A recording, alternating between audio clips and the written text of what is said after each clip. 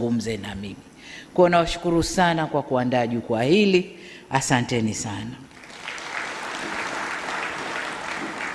Wazee wangu wa Dar es Salaam, kabla ya tarehe 29 Oktoba mwaka huu, siku ambayo ilikuwa ni siku ya uchaguzi kwa nchi yetu, ilikuwa ukitaja msamiati wa kisiwa cha amani kwa nchi nyingi au maeneo mengi ya ulimwengu, moja kwa moja mtu anapiga Tanzania ni moja katika nchi ambazo ni visiwa vya amani.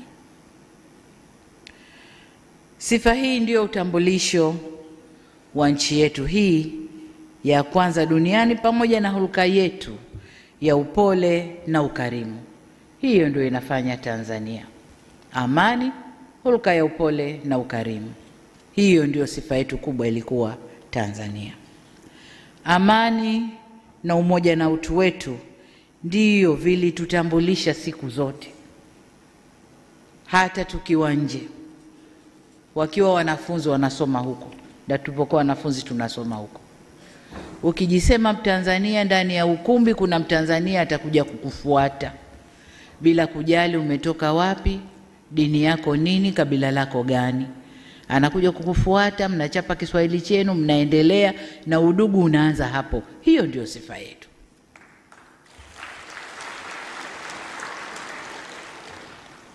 Lakini kila siku zinavyokwenda, sifa yetu inaporomoka. Wengi wasioitakia mema nchi yetu wanakereka na tambo zetu hizo za kwamba Watanzania sisi tuna umoja, tunakupendana, na popote tunapokutana la kwanza ni udugu kuliko mengine yote. Wanakereka na sifa zetu hizo, na kwamba Tanzania ni nchi ya amani. Inawakera sana. Nakumbuka wakati mmoja katika ukumbi huu, nimesahau ilikuwa shughuli gani, lakini nikiwa kwenye kiriri hiki hapa nilizungumza nikasema kwamba kuna watu wanakuja kutuchafulia amani. Wameshaharibu wanakotoka, sasa wanataka kuchafua huko. Hilo nalo liliwakera sana, na labda pengine ndio hii kutuonesha kwamba hata na nyinyi sio wasafi pia. Sasa niseme tu kwa ufupi kwamba vurugu zilizotokea tarehe 29 zikaendelea na 30 si desturi wala utamaduni wa Watanzania. Si desturi wala utamaduni wa nchi yetu wala watu wetu. Kila aliyeumia au kupoteza maisha ni Mtanzania mwenzetu mwenye haki sawa na wengine. Hakuna mtu aliye juu ya mwingine. Haki ya kuishi na haki ya kuwa huru ni tunu zetu wote wa Tanzania. Kwa hiyo hakuna sababu ya Watanzania kuumizana na kunyimana uhuru. Inatia uchungu kuona wachache walioratibu fujo zile wakitaka Watanzania wenzao wawe kafara kwa malengo yao ya kisiasa yaliyojaa binafsi. Tofauti na siasa, yani malengo yao ni tofauti na siasa iliyopo, lakini kwa sababu zozote zile hatukupaswa kuvuruga amani ya nchi yetu wala kusababisha vifo kwa watu wetu. Sasa kwa wale walioondokewa na ndugu zao na watoto wao na jamaa zao, natoa tena pole kwa sote. Si msiba wao peke yao, ni wetu wote, kwani damu ya Watanzania ni damu yetu sote. Tanzania mmoja akiumia tumeumia wote, kuondokewa na Mtanzania mmoja tumeondokewa wote. Kwa hiyo tuwe pole wote. Kama alivyosema kakaangu Salum Matimbwa hapa kwamba katika kipindi hiki ambacho mmeniamini kuongoza nchi, nimeshazungumza na wazee mara mbili. Mara ya kwanza niliongea na wazee wa Dar es Salaam mwanzo, nadhani ilikuwa mwaka 2021 mwisho au 22. Lakini mara ya pili niliongea na wazee wote wa Tanzania, wawakilishi wao pale Dodoma muda mfupi kabla uchaguzi. Leo ni mara yangu ya 3 na ya kwanza katika muhula wa pili wa awamu ya 6. Nimeona niongee nanyi kutokana na yaliyotokea katika nchi yetu. Kwa nikaona vyema kuendeleza utamaduni wa viongozi wetu waliotutangulia, kwamba yakitokea mambo makubwa ndani ya nchi hupita na kuongea na wazee. Kwa nami nataka niendeleze utamaduni huo kwa kupitia wazee wa Dar es Salaam, nizungumze na taifa. Na hii ni kutokana na upekee wa jiji la Dar es Salaam. Dar es Salaam kama lango kuu la kuunganisha Tanzania na nchi nyingine tunazopakana nazo, lakini hata Afrika kati na kusini ni rahisi kufikiwa kwa kupitia Dar es Salaam. Lakini vile vile nimekuja kuzungumza nanyi kama Rais wa Jamhuri ya Muungano wa Tanzania, vile vile nikiwa mdogo wenu, wengine dada yenu, vyeo vyovyote vile nimeona nije nizungumze naye. Na wengine ni mwanafunzi wenu. Kuna walimu wangu kati ya wazee hapa. Walimu wetu kwenye serikali walivyokuwa wakiongoza nasi tumefuata, walimu kwenye maeneo mbalimbali. Kwa hiyo mlioyafanya nasi tumefuata hatua zenu. Lengo ni kusikia ushauri wenu, lakini pia mnisikie nami. Ndugu zangu wazee wa Dar es Salaam, baada ya kuapishwa nimezungumza na wananchi. Hii ni mara yangu ya 4. Nimezungumza kupitia hotuba ya siku ya kuapishwa. Nimezungumza kupitia hotuba yangu bungeni. Nimezungumza kupitia siku ya kuapisha mawaziri wa serikali hii, lakini pia nilizungumza siku ya kuzindua tume niliyounda kufanya uchunguzi wa haya yaliyotokea. Hotuba zote hizo haziwezi kuondoa wala kukwepa umuhimu wa kuzungumza nanyi wazee wa Dar es Salaam, na ndio maana niko hapa leo.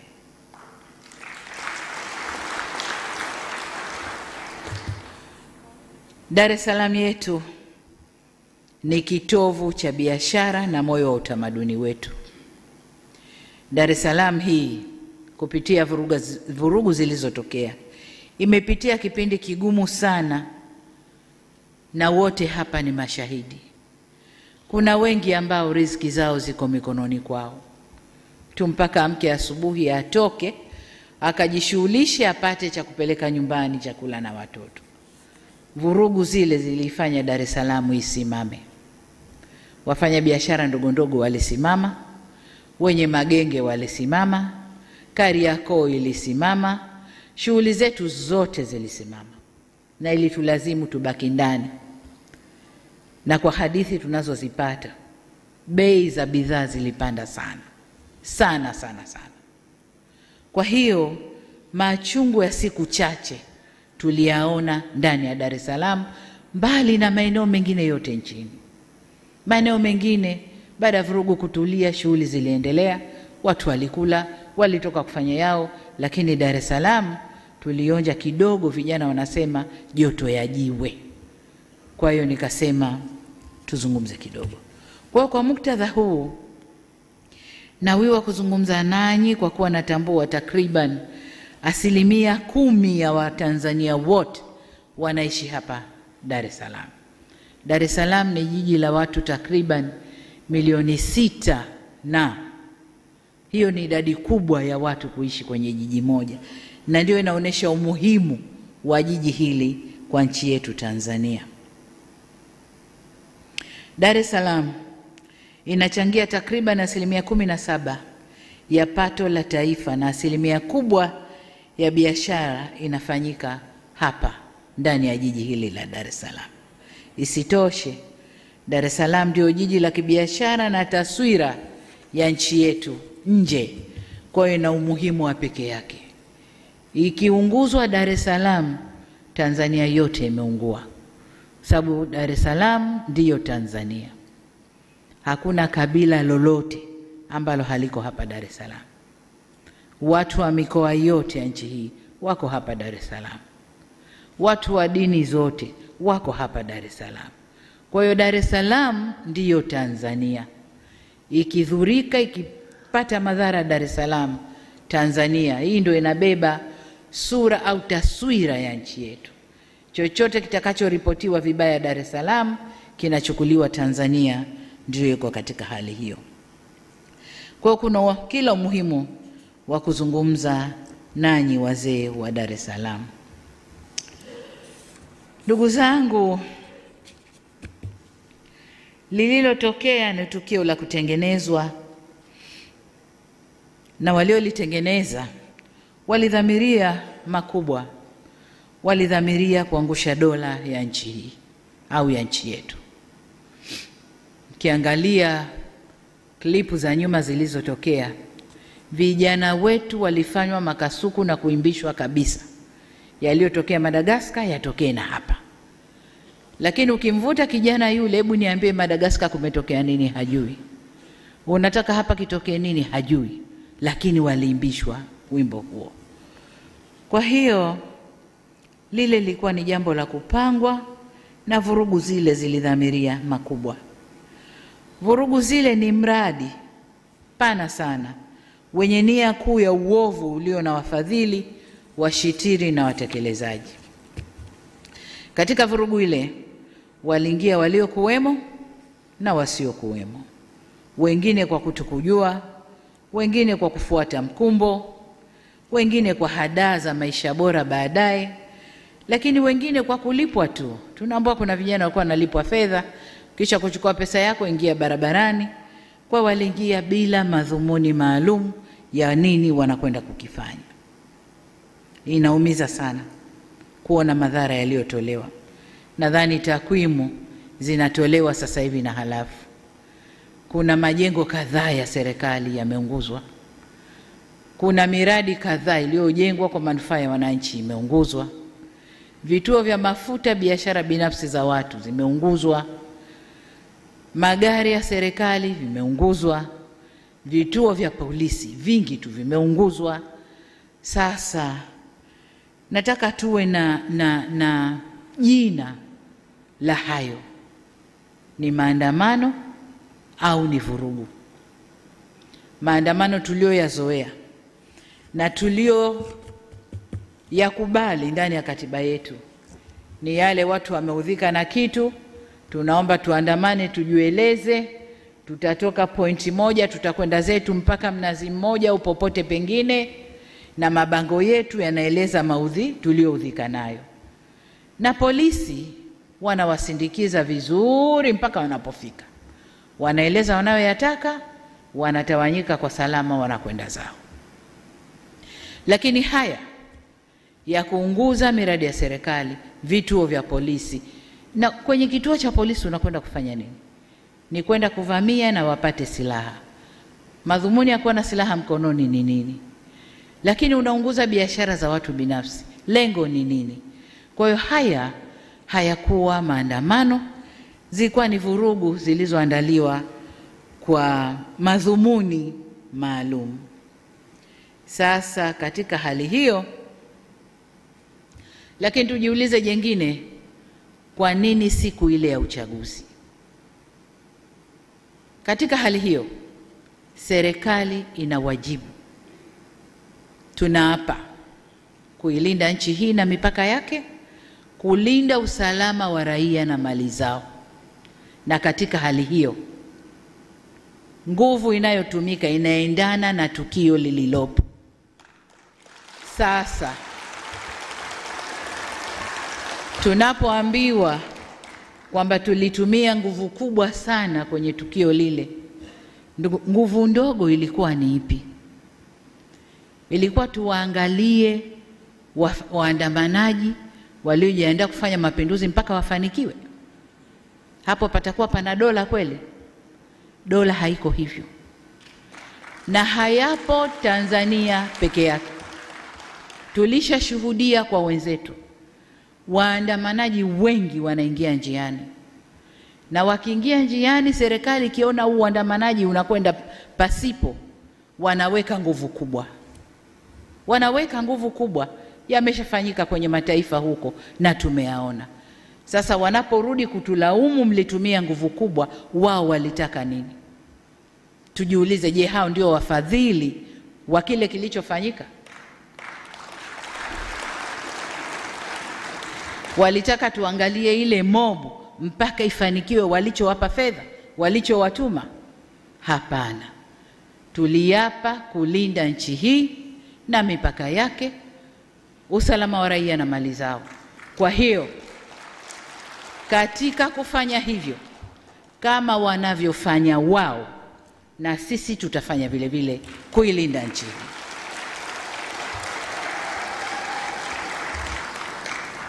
Kwa nini siku ya uchaguzi? Siku ya uchaguzi kwa sababu walishajua kuna ushindi mkubwa wa Chama cha Mapinduzi. Kuna ushindi mkubwa wa Chama cha Mapinduzi. Waangalie kampeni zetu tulizozifanya. Waangalie watu walivyotuitikia. Waangalie kazi tulioifanya ndani ya miaka 5 iliyopita. Walijua. Na wapinzani wetu walikataa kuingia. Hawakuzuiliwa na mtu. Walikataa wenyewe kuingia kwa sababu walishajua wasingefanikiwa. Walishajua aibu ingewapata kwa kazi iliyofanyika na mwitikio wa wananchi kwa Chama cha Mapinduzi. Aibu ingewapata, na ndio maana wakakataa kuingia kwenye uchaguzi. Lakini wanayageuza, serikali imewazuia kuingia ndani ya uchaguzi. Lini tuliwazuia? Na yafafanua haya, ndugu zangu wazee wa Dar es Salaam, muijue hali halisi. Inawezekana katika vikao huko mnayasema ambayo hamna na taarifa nayo kamili. Hatujawazuia. Na katika taarifa zinazotolewa na waliokuwa huko lakini wakaamua kurudi kwamba hawaridhishwi na yanayotokea, wanatuambia walikaa vikao na wakaamua tusiingie, tutakwenda kupata aibu. Lakini kwa kuficha aibu ambayo wangeipata, wamezusha hili lililotokea. Kwa nini siku ya uchaguzi? Haki gani inadaiwa siku ya uchaguzi? Kama kuna haki yoyote inadaiwa, hakuna siku nyingine, hakuna njia nyingine ya kudai hiyo haki mpaka yafanywe yale yaliyofanywa. Ni maswali ya kujiuliza. Lakini katika hili tunaambiwa kuna waratibu ambao wanaishi nje ya nchi. Wengine tunawajua, wengine hatuwajui. Tunaendelea kujifunza na kuwatafuta, tuwajue tu ni kina nani. Sasa hebu watu wote hapa chini ya miaka 50 wasimame. Watu chini ya miaka 50 wasimame. Aha. Kwa hiyo wengi waliosimama hapa naona ni mawaziri wangu, wengi chini ya miaka 50. Haya, kaeni. Viongozi wa dini wachache, na vijana wa jiji la Dar es Salaam, na wafanyakazi wa serikali wachache. Sasa hili jambo lina waratibu kutoka nje. Lakini kwa nini waratibu kutoka nje? Wale waratibu wa Tanzania tunaowajua, wale ni shida za maisha. Ni shida za maisha. Akisukuma maandamano, umbea na nini kuhusu Tanzania, Watanzania wale vijana ambao wanadai ugumu wa maisha, wanatumia fedha zao kununua bando, kuwaangalia na kuwasoma amesukuma nini. Lakini yeye ukisoma, yeye kule anatiliwa fedha. Kwa hiyo kimoja kinachowasukuma ni shida ya maisha. Kule waliko hawako sawa, kuna shida ya maisha.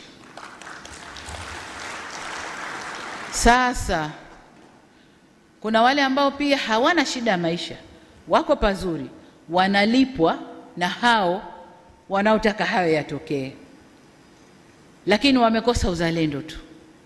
Wamekosa uzalendo tu. Na ukiwatizama vizuri si wa Tanzania kamili.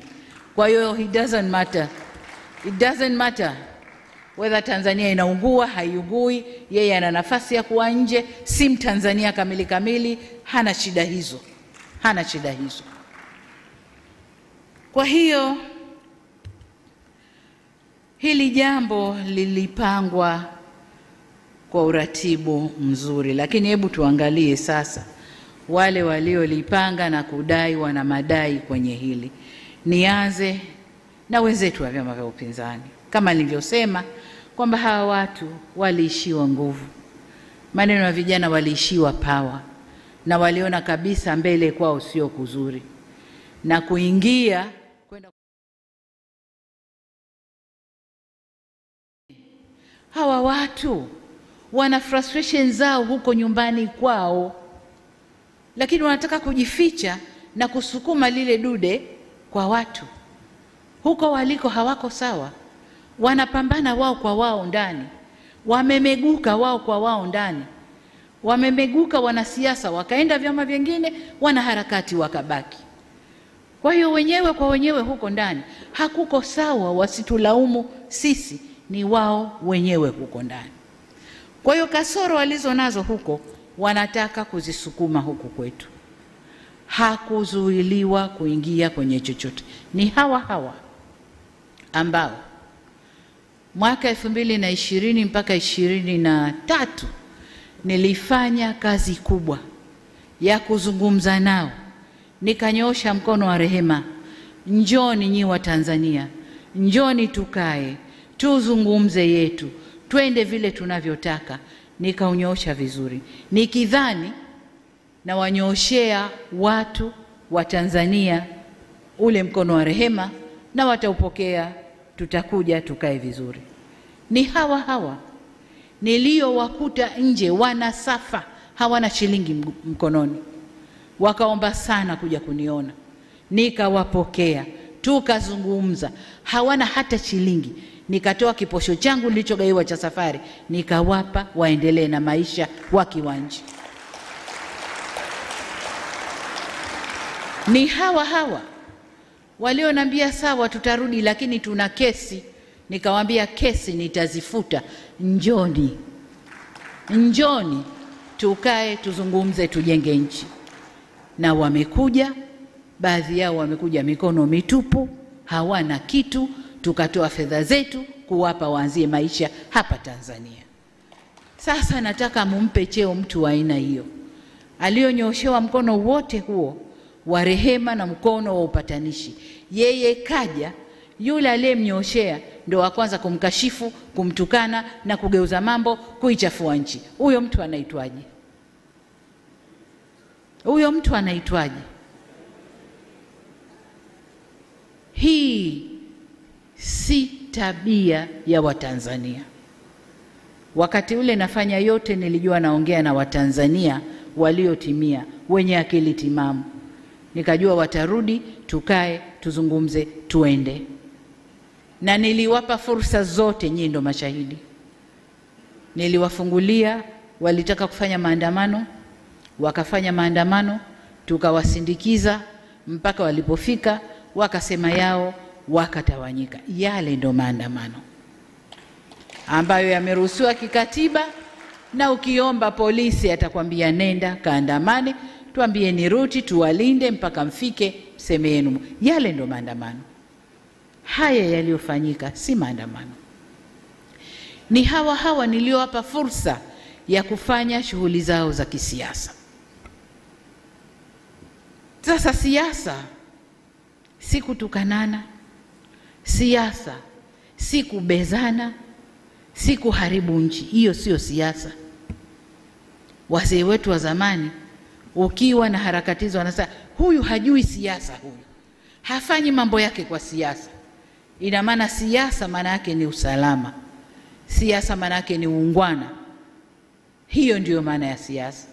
Sasa kama mtu unampa ruhusa afanye siasa za kisiasa, anakwenda kufanya siasa anazozijua yeye za kuvuruga nchi, hiyo sio siasa.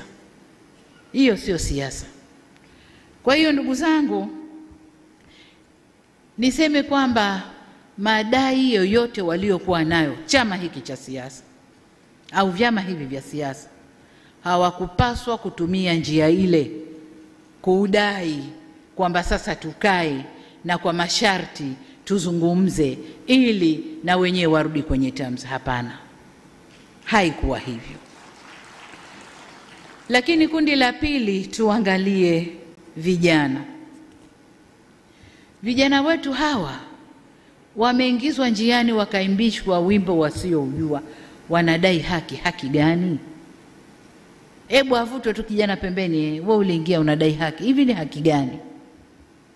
Na hiyo haki hawakuweza kuidai kwa njia nyingine mpaka waingie njiani, wakafanye vurugu, walipwe, wakachome vituo, walipwe, wakafanye vurugu walizozifanya.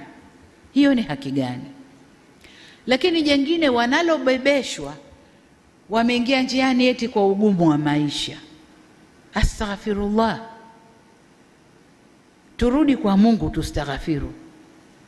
Ningekuwa na uwezo, ningebeba vijana wa Tanzania nikawatupa kwenye nchi tofauti tu hapa Afrika pamoja na majirani zetu, wakaone ugumu wa maisha uliokuwepo, alafu waseme kwamba kwao Tanzania ni pahala pema. Hawana sababu, hawana. Ugumu wa maisha kwa raha zako kabisa. Mwenye ugumu wa maisha kweli kwa raha zake kabisa ataingia njiani akaimbe oyoyoyo, huo ugumu wa maisha. Mwenye ugumu wa maisha ana struggle, anahangaika kutafuta chakula chake cha leo. Na wengi walikuwa kwenye kazi zao, wale wana ugumu wa maisha. Wengine hawakuwa na ugumu wa maisha, walikuwa wana sababu zao wenyewe. Kwa wale watafiti wafanye utafiti ndani ya Afrika Mashariki na nje, labda kusini mwa Afrika, waangalie nafasi ya Tanzania kwenye ugumu wa maisha. Wende wakaangalie. Kwa vijana wetu wasimezeshwe tu na wenyewe wakameza, hapana. Lakini kwa nini yote yanatokea haya? Tumejifunza kwamba vijana wetu tumewaacha wanakuwa wenyewe. Wanakuwa hawana mwelekeo. Wanakuwa hawana watu wa kuwaongoza vizuri, na kwa maana hiyo hawana elimu ya uzalendo. Hayo ndio tuliojifunza. Vijana wazalendo hata kutoka vyama vya upinzani hawakukubaliana na hali ile. Walikuja kutuambia, jamani, kaeni vizuri, kuna hili linapangwa huku. Wale ni vijana wazalendo kutoka vyama vya upinzani. Lakini vijana wetu wengi wa Tanzania hawana uzalendo, na hilo serikali tumejifunza na tutakwenda kulifanyia kazi. Na ndio maana nikasema niunde wizara nzima ya vijana ili kushughulikia vijana kwa upeo mpana badala ya kuwa na kitengo ndani ya wizara kubwa. Kwa hiyo kwa upande wa vijana wetu hawakuwa na sababu yoyote ya kuingia njiani ila kutumwa na kuimbishwa mambo yasiyowahusu. Tuangalie taasisi zetu za dini ambazo nazo kwa namna moja au mingine wamejiingiza kwenye mkumbo huu. Hapa unajua, unapokuwa kiongozi lazima ukubali wakati fulani kukosa umaarufu, lazima ukubali. Na kama kukosa umaarufu kipindi hiki kuelekea kampeni, kuelekea uchaguzi na baada ya uchaguzi, utaondoka tu. Lakini uondoke, turekebishe, tuseme kweli. Taasisi zetu za dini, tunasema Tanzania haina dini, si ndio? Lakini watu wetu wa Tanzania tuna dini. Na tuna dini za madhehebu mbalimbali. Tuna dini kuu sijui 4 sijui 5. Tuna Wakristo, tuna Waislamu, tuna Mabaniani, tuna mamonki wale sijui Buddha na wengine ambazo ziko huko zinafanywa. Lakini kubwa ni hizo 4 au 5. Na hizi 4 au 5 zina madhehebu mbalimbali. Kwa Waislamu kuna Sunni, kuna Ibadhi, kuna Bohora, kuna Suminani, kuna mambo mengi tupo. Lakini na Wakristo na wenyewe wana madhehebu yao tofauti tofauti. Kikatiba na sheria za nchi, hakuna madhehebu hata moja ya dini yoyote imepewa uwezo kikatiba na kisheria kutoa matamko ya kuoverride madhehebu mengine yote ya dini. Hakuna. Hakuna. Kwa wasitokeze watu wakajibebesha hilo. Siku zote nasema Tanzania hii haina mwenyewe, wenyewe ni sote. Hakuna mwenye certificate anaweza kusema Tanzania ni yangu na itaongozwa ninavyotaka mimi. Hakuna. Tuna sheria zetu, tuna katiba yetu. Tumeamua kwa democratic country, tutaendesha demokrasia yetu kwa njia tulizokubaliana. Lakini viongozi wa dini, msijifishe majoho ya kwamba nyinyi ndio mnaweza kuoverrun nchi hii. Hakuna. Hakuna. Tutakwenda kwa katiba na sheria ya nchi hii. Hatutaendeshwa na madhehebu yoyote ya dini. Madhehebu ya dini na wafuasi wao. Ubora wa dini uko mioyoni kwetu. Wale wanaoamini ndio wanajua ubora wa dini yao. Hakuna overriding hapa, kwamba mimi dini yangu ndio ita override Tanzania na tamko nikilitoa ndio hilo hilo, na hata wenyewe wanatofautiana. Mimi toka nimekaa matamko 8 yametolewa na teke 8, lakini ukenda chini chini wenyewe wanapingana, matamko yale hayafanyi kazi vizuri, wenyewe wanapingana, kwa sababu waliosimama kwenye mstari wa haki wanaona ile ni batili inayofanyika. Kwa hiyo waliosimama kwenye mstari wa haki hawaungani nao, wanaona ni batili iliyofanyika. Kwa niseme kwamba Tanzania yetu ni nchi ya umoja, nchi ya ushikamano, amani na utulivu ndio ngao zetu. Tusivurugwe ndugu zangu kupitia milengo yetu ya dini, milengo yetu ya siasa, milengo yoyote ile. Hatupasi kuivuruga nchi hii, hatupaswi. Hata kama aliyepo juu ya serikali humtaki. Kuna muda, this is a democratic country. Huyu mtu ataendesha mpaka wakati huu, kafanya makosa, semeni makosa yake. Kosa la serikali ya awamu ya 6 kueneza huduma bora za afya Tanzania, hilo kosa letu. Kosa letu kueneza huduma bora, mashule mazuri mpaka kule vijiji, hilo kosa letu. Kosa letu kukuza uchumi wa Tanzania ukakuwa mpaka tukasifiwa duniani, hilo kosa letu. Kosa letu ni kufanya Tanzania iwe nchi ya salama, ikalike na watu wafurahi, hilo ndo kosa letu. Kosa letu ni nini? Kama mtu hampendi anayeongoza, tustahamili tu. Mioyo yote imeumbwa na stahamili. Demokrasia ipo, ataongoza, ataondoka. Kwani wote walioongoza kutoka mwanzo mpaka leo awamu ya 6 wote walipendwa na kila mtu? Nchi ilivurugwa. Sasa kama humpendi Samia, hakuna sababu ya kuvuruga nchi. Kama humpendi kwa alivyo, humpendi kwa dini yake, humpendi kwa alikotoka, hakuna sababu ya kuvuruga nchi. Katiba yetu, sheria zetu zipo. Nchi hii inaongozwa kwa katiba na sheria zetu. Hakuna sababu ya kuvuruga nchi ndugu zangu. Kwa hiyo niwaombe sana, zile sumu zinazotiwa huko, mnapotiwa sumu tumieni akili zenu. Najua hakuna eneo baya la kumpata mtu kama dini.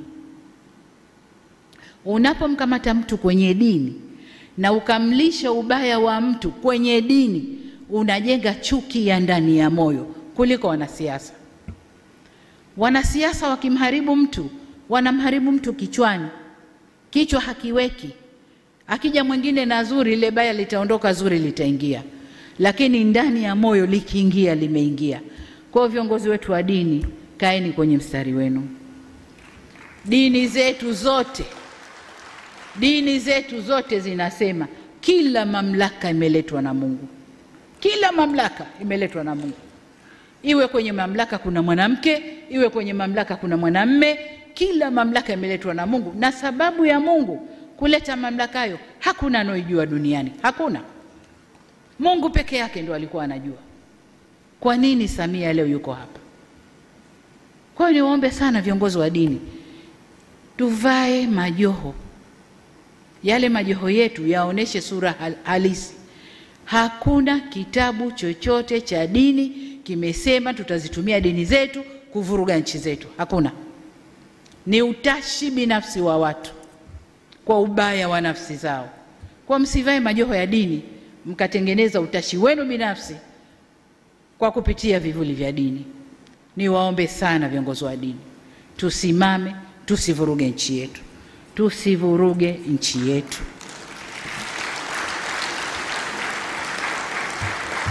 Kama kuna lolote, njia sahihi za mazungumzo zipo.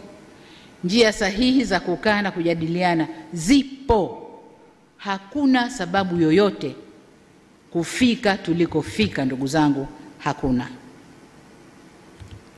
Nilikuja na falsafa ya R4, nikaifanyia kazi vizuri sana, ikaleta mwanga mzuri sana, mpaka wale nisowajua jina lao wakenda wakabadilisha, nchi ikachukua mwelekeo mwingine. Lakini nataka niwaambie, tutasimama na kuilinda nchi hii kwa nguvu zote.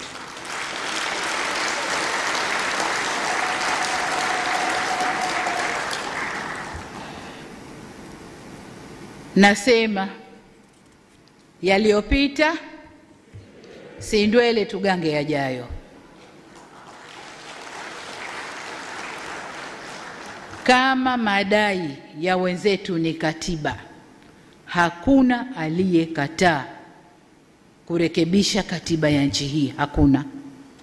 Mnakumbuka niliunda tume ya haki jinai, ikaenda ikasoma Tanzania nzima na wakaniletea haya ndio wanayoyaona wa Tanzania. Na katika kuyatekeleza kuna ya muda mfupi, muda wakati na muda mrefu. Na ya muda mfupi na muda wakati mengi, 90% tumeyatekeleza. Lililobaki la muda mrefu lilikuwa ni la katiba, marekebisho ya katiba. Na lenyewe nikasema tutalitekeleza. Na mkisoma ilani ya uchaguzi ya Chama cha Mapinduzi, nimesema ndani ya siku 100 nitaunda tume ambayo itafanya kwanza maridhiano, halafu tuingie kwenye mchakato wa katiba. Mnaendaje kwenye kurekebisha sheria za nchi wakati huku mko vipande vipande? Lazima mrudi kwanza, muelewane, mtambue uko mbele tunalenga kitu gani, njia yetu ni ipi, ndio mnatunga katiba yenu kutokana na haya tuliyokubaliana. Sasa katiba iseme 1, iseme 2, iseme 3, iseme 4. Lakini mtakwenda moja kwa moja watu wote, kila mtu kavimba machavu, mnaunga katiba ipi itaungwa hapa? Nimesema kwanza turidhiane.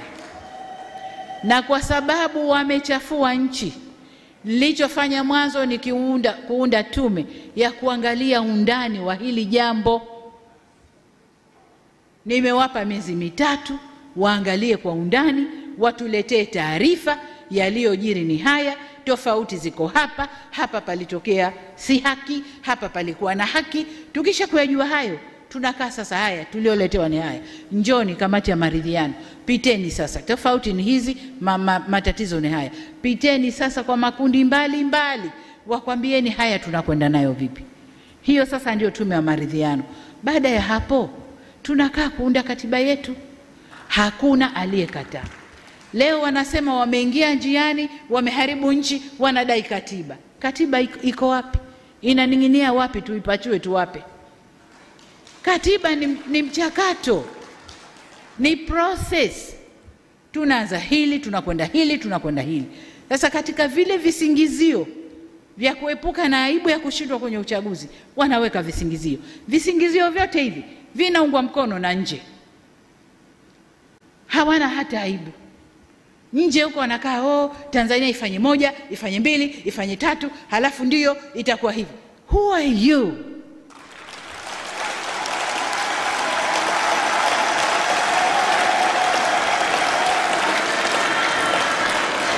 Niwaulize ndugu zangu, niwaulize, kwao hayatokei? Kwao hayatokei? Tumenyanyua sauti sisi kusema ya kwao? Wanadhania bado wao ni masters wetu, ni wakoloni kwetu. Kitu gani? Ni fedha chache wanayotugaia, ni fedha chache wanayotugaia, na fedha yenyewe sasa hivi haipo. Tunafanya biashara, wao wapate na sisi tupate, ndipo tunaposimamia. Nataka niwaambie,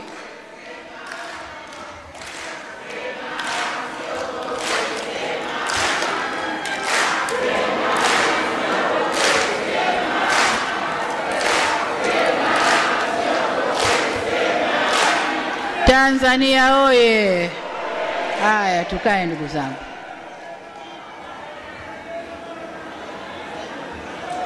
Nataka niwaambie ndugu zangu wa Tanzania, kawaida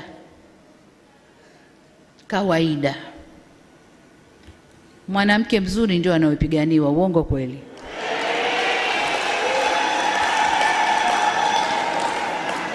Utakuta watu wanafokeana, wanapigana, wana nini, ukicheki majana dume mawili matatu yanapigana, katikati kuna mwanamke mzuri.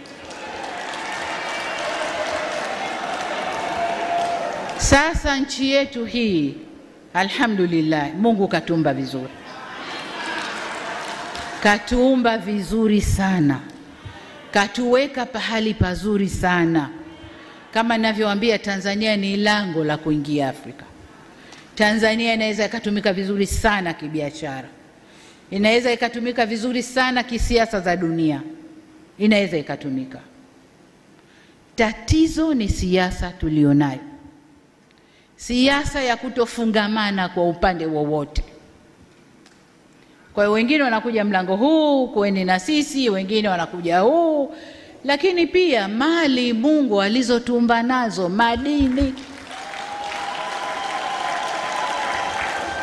Tanzania sisi tuna bahari ambayo kwa kupitia bahari unaweza kwenda kokote ulimwenguni. Tanzania tuna maziwa makubwa ambao kwa kutumia hayo unaweza kufanya biashara yoyote na nchi jirani hapa na ukasafirisha vyovyote vile kwenda nchi jirani. Tanzania tuna ardhi nzuri ya kilimo, na ndio maana tunajitosheleza kwa chakula kwa 128%. Tunakula na tunauza. Kubwa zaidi, serikali tumejua kwamba kilimo ndio kila kitu chetu.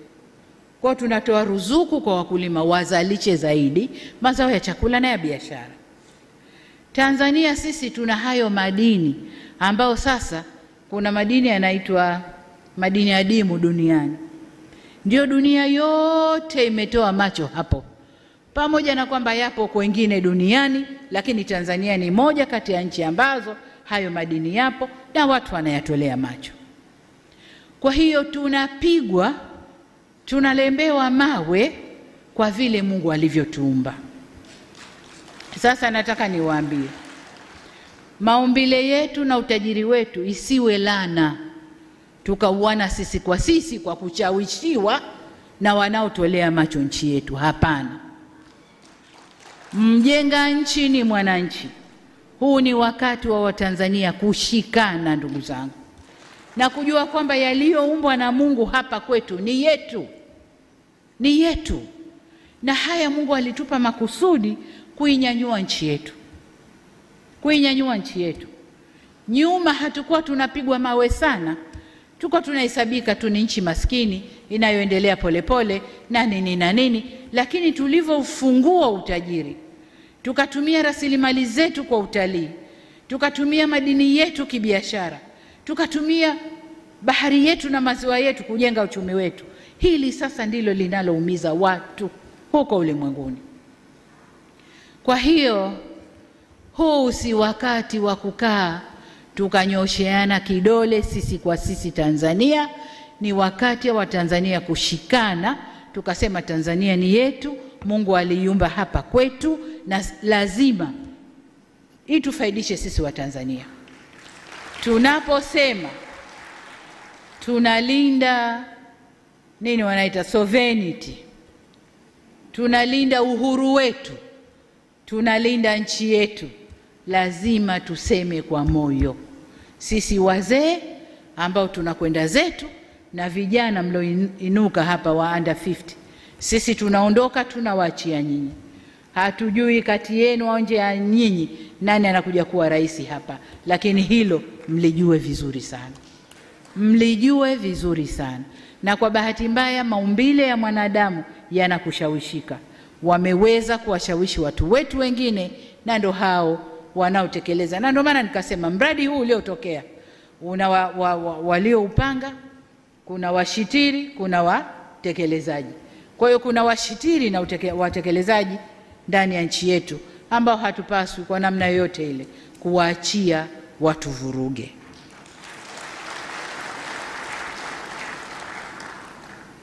Ndugu zangu, nilisema aliyopita si ndwele, tugange yajayo. Lililopita limepita. Kwa maneno tunasikia liko jengine linapangwa, kini inshallah Mola hatosimama nao, litapeperuka. Lakini nataka niseme, nilimsikia mmoja katika waandaji wa nje anasema hebu tarehe 9 liakhirisheni, nendeni subirini Christmas, kwa sababu sasa hivi wamejipanga. Nataka niwaambie wakati wowote wakija tumejipanga.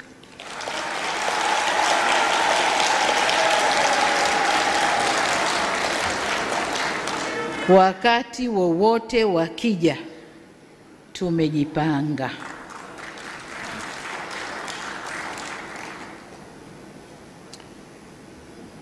Kwa ujumla niseme kama wanadamu hukosana wakaelewana. Hatusemi serikali labda tuko safi hatuna makosa, hapana. Inawezekana kabisa kuna mapungufu, na hakuna serikali yoyote duniani sio mapungufu, lakini wanakaa wanazungumza na kuondoa mapungufu yaliyopo. Kwa hiyo na sisi hatuna budi kukaa kuzungumza na kuondoa mapungufu yaliyopo. Nimepata salamu wanasema tutakubali tukukaa na serikali ikiwa watafanya 1, watafanya 2, watafanya 3. Serikali hii si ya kuamrishwa wala kupewa maelekezo.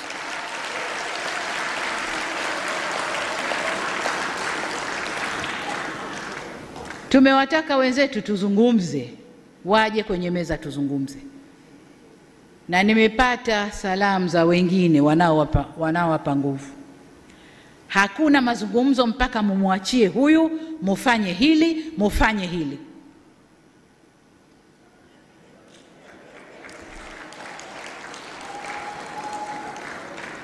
Hiyo inatokea ndani ya nyumba tu.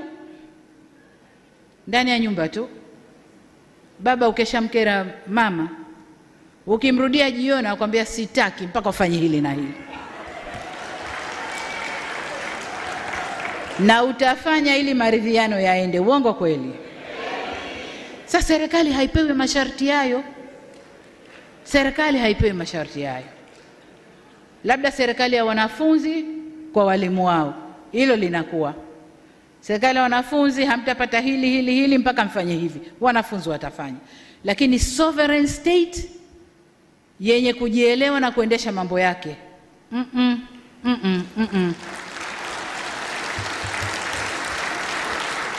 Kama ni Watanzania wa kweli na wanaumwa na Watanzania kama wanavyosema. Maana mara nyingi wanasema tunasema kwa ajili ya wananchi, unajiuliza wepi? Wepi? Kama kwa ajili ya wananchi, wananchi walishasema, walishatoa maamuzi. Wameipa CCM 97%. Hayo ndio maamuzi ya wananchi. Wananchi wanaowasemea wao wepi? Halafu wanahoji kwa nini 97%? Kwa nini isiwe? Waswahili wanasema paukwa pakawa. Wao hawakuwepo, na wale 16 waliokuwepo ni wadogo sana. Wao ambao wangetingisha CCM hawakuwepo. Hakukuwa na Chadema, hakukuwa na ACT, ndio ambao tungekwenda nao. Na sisi tulijitayarisha kwamba tunakwenda kupambana na vyama vyenzetu vikubwa. Hawakuwepo. Mwananchi afanyeje?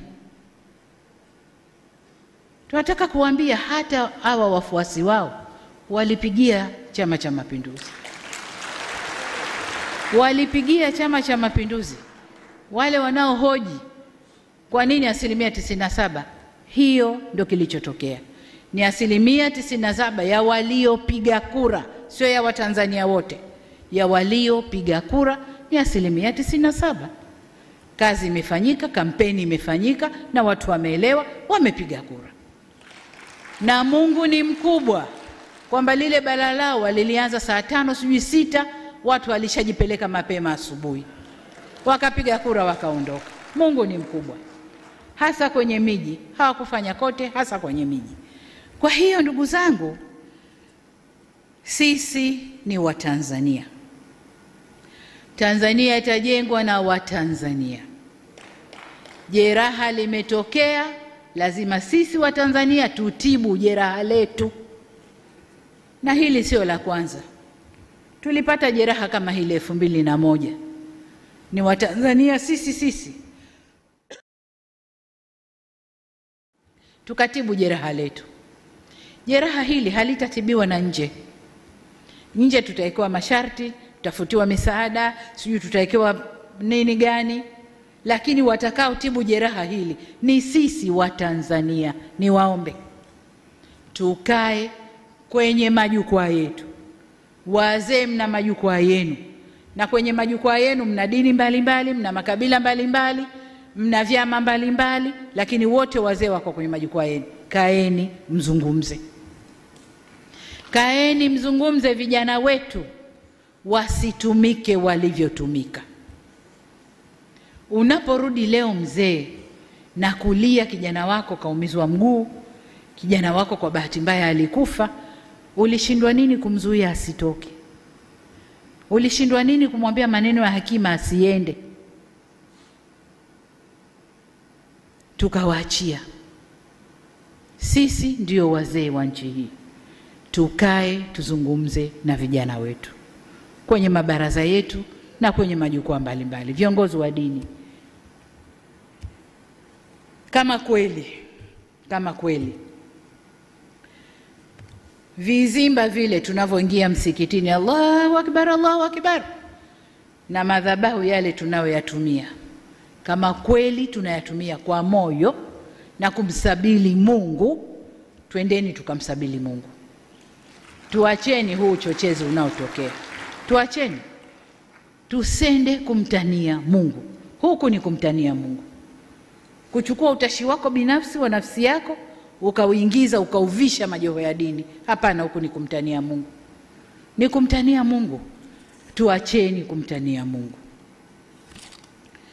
Ndugu zangu, nimesema kazi yetu sasa ni kuziba jeraha, na hapa nataka nizungumze na watoto wangu pia wanaoangalia mbele, vijana wangu hawa na wengine walionje wanaoangalia mbele. 2030 safari hiyo isiende kutuvurugia nchi yetu. Nilizungumza na mawaziri wangu nikawaambia, na muangalia mmoja mmoja, una interest ya huko, kaa nje kafanye huko, usifanye ukiwa ndani ya serikali yangu. Nimekuweka hapo ukatumikie wananchi. Interest yako ya huko mbele, twende utaikuta huko mbele. Mungu ndio anajua nani kiongozi wetu baadaye. Ni Mungu peke yake ndio anajua. Kwa unaweza ukajipanga, unaweza ukawa na mikakati, unaweza usiwe. Kwani wangapi waliomba na wakapanga na wakawa na mikakati? Walikuwa na nguvu zote mpaka za kifedha, walikuwa. Mungu ndiye anajua nani uko mbele ndio kiongozi wetu. Kwa ile safari ya 2030 isiende kutuharibia nchi. Ndugu zangu, mengine yaliyosemwa na wazee hapa nimeyapokea. Waziri wao yupo ambaye atashughulikia shida zao.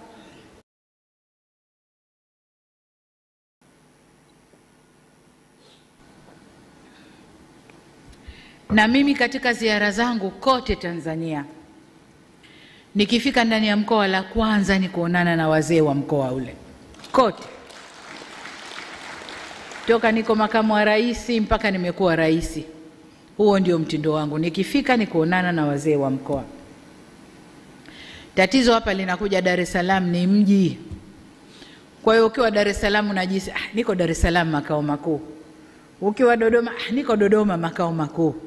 Lakini ukifanya ziara mikoani huko, nikifika la kwanza ni wazee, nasikiliza shida zao, nasikiliza maoni yao, yote tunayajua na tunapeleka wizarani kwao ili yafanyiwe kazi. Na katika tunayoyafanyia kazi ni hiyo, kujua kwamba kila tunapozeeka na miili yetu nayo inahitaji haja maalumu ya matibabu. Kwa hilo nalo tumelishughulikia. Ndugu zangu, baada ya kusema hayo, niseme tena kwamba kuna madai ya haki, lakini haki huja baada ya wajibu. Fanya wajibu wako, udai haki.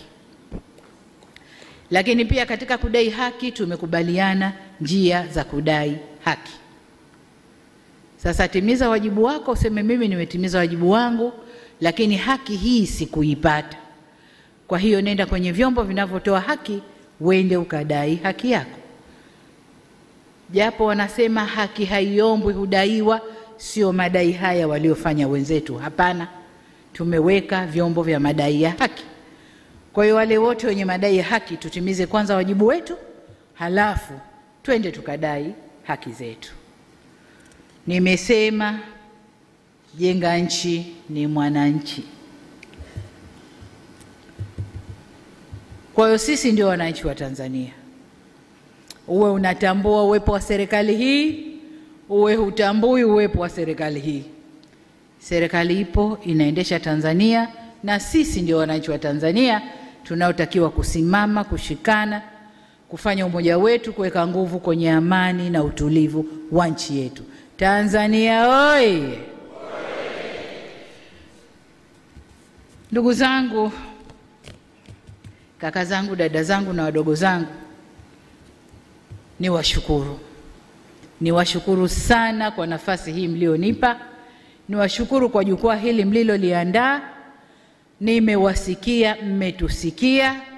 Nataka niwaambie, wakati wowote mna haja ya kuonana na mimi, basi mimi niko tayari, kama Samia, kama Rais wa Jamhuri ya Muungano wa Tanzania, kama Amiri Jeshi Mkuu wa nchi hii. Niko tayari kuonana nanyi wakati wowote. Kama nina kazi nitawaambia kipindi hiki nina kazi, tufanyeni kipindi hiki. Lakini niko tayari kwa mazungumzo. Asanteni sana. Naomba kwa heshima na taadhima wote tusimame, piga makofi mengi kwa Mheshimiwa Rais. Mheshimiwa Rais Dr. Samia oye! Tanzania oye! Amani, umoja na mshikamano oye! Haya, Mheshimiwa Rais, hakika wazee wamekusikia, hakika taifa limekusikia.